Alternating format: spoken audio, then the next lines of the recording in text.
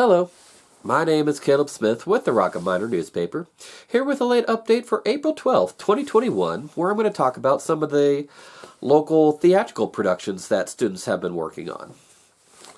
Tonight, Green River High School concluded their run of Cinderella, the Rodgers and Hammerstein musical version.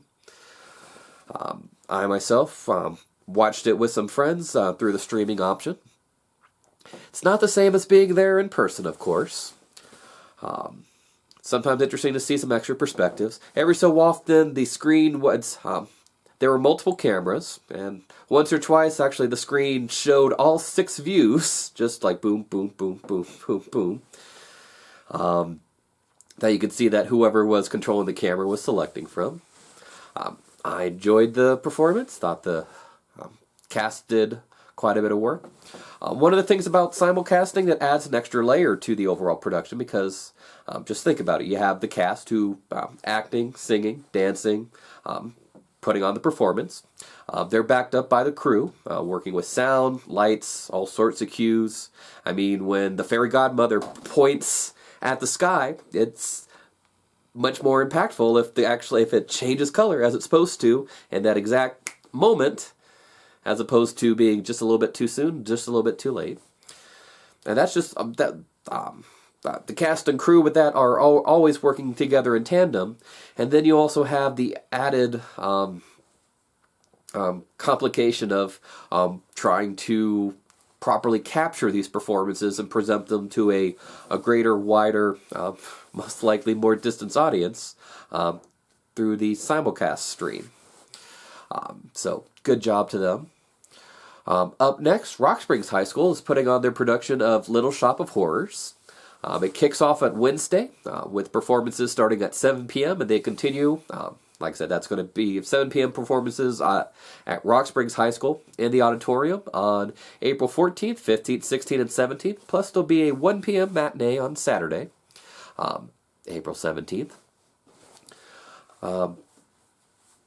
Tickets are going to be available at the door, in addition to being purchased in advance. Those who are in the theater have been warned that they are expected to be wearing masks and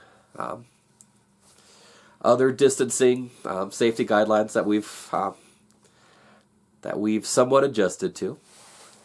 I got to spend some time. I was able to attend the costume parade the day where... there was a lot of cases where this was the first time where some of these characters were inhabiting these outfits. There are some interesting tweaks, such as the do we add suspenders to this one character, and seeing the person come out with that tweaked outfit and they're going, yes, perfect. And I'm just, like I said, just watching it take shape. Lord knows that they've gone through Tech Week and done it. Even more rehearsal since then. I'm excited to see how it all comes together. Like I said, that's at Rock Springs High School. We have a slightly in-depth story coming out in the midweek edition of the Rocket Miner. In addition to this past weekend, we had a picture package where we were able to help get people get a taste of what's in store. One thing to note, talking with the cast, and the director, is that just because you may have be slightly familiar with the story, you may have seen the movie from the 80s, the musical is a little bit more. There's some songs that weren't included in the theatrical release. Not to mention there's just some wrinkles that they've added themselves. They make decisions on how do you play this character. Do you be a little bit more campy? Do you just let the text stand on its own? Where do you press the humor? Where do you lead more into the drama? To see how that all comes together, just turn out to the Rock Springs High School to see what's there. And a story that we're working on that we hope to be presenting with you soon would be a little bit more in-depth look at the Western Wyoming Community College production of Romeo and Juliet. That's the following week. Performances also start at 7:30 p.m. on April 22nd, 23rd, 24th. In addition to, as is quite common, there'll be a 1 p.m. Matinee performance on Saturday, April 24th.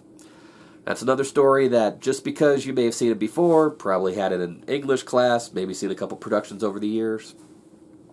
What's going to be coming up ahead in this month is a performance that's with a cast that's never been together before, with that unique combination of local people before and behind the scenes, in the spotlight, and running the spotlight. You may have seen it with celebrity casting. You may have seen it with some American actors, British actors, different takes and perspectives. Just because it's a common story doesn't mean that it's not worth revisiting. Not only do I think the source material continues to hold up over the years, but just because it's such a prevalent story in our culture, there are all sorts of metaphors, comparisons that are baked into pop culture. The star-crossed lovers, feuding families, that type of thing, that people know that they have to bring their A game when they're presenting these stories. And like I said, that's across the board. That's Little Shop of Horrors. That's classic fairy tale like Cinderella. You've not seen what the local cast can do. Even if you've been to practice like I have, and I had a ball, I know that just because what I saw on that day, that's still not there. One of the things that the director of the Little Shop of Horrors, William Green at Rock Springs High School, talked about how they should always be, it's at the end of the a long rehearsal where so many cast changes and set reset, running through some of the stuff. He stressed that they should always be pushing themselves to improve. That they can be pleased with how they had a good show, had a good run through, but they shouldn't accept anything less. They shouldn't just go like, okay, that's good enough. We don't have to improve anymore. They should be constantly pressing to do that. And that is a theme that I've seen reflected in pretty much every legit performance that I've been a part of behind the scenes, and the ones that I've been fortunate to be able to cover with the Rocket Minor. So support your local arts, whether it's in person, whether it's taking advantage of the virtual options. We have some talented thespians. We have some people who have quite the eye, quite the delivery. You never know. You might find out that just because you've heard the story before, this might end up being your favorite take on it yet. Anyway, this is Caleb Smith with the Rocket Minor newspaper, wishing you a good day and a safe tomorrow. Bye.